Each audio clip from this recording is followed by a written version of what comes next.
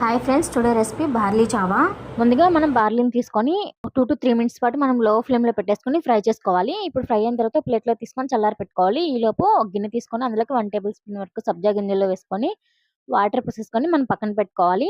ఇప్పుడు ఒక mixie jar తీసుకొని అందులోకి మనం ముందుగా ఫ్రై చేసి పెట్టుకున్న బార్లీ కూడా వేసేసుకొని మిక్సీ అయితే పట్టేసుకోవాలి. ఇప్పుడు ఇందులో నుంచి నేను ఒక 3 టేబుల్ స్పూన్ల వరకు పౌడర్ని అయితే తీసుకొని కొంచెం కొంచెంగా వాటర్ పోసేసుకుంటూ ఉండలేం లేకుండా మనం కలిపేసుకోవాలి.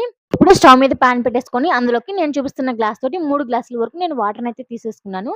ఇందులో ఒక హాఫ్ ఇంచ్ వరకు అల్లం, 1 టేబుల్ స్పూన్ వరకు సాల్ట్ కూడా వేసేసుకొని కొంచెం బాయిల్ అయిన తర్వాత ఇందులోకి మనం ముందుగా కలిపి పెట్టుకున్న బార్లీ వాటర్ కూడా వేసేసుకొని మనకి ఇందులో ఉన్న రవ్వంతా ఉడికిపోవాలి.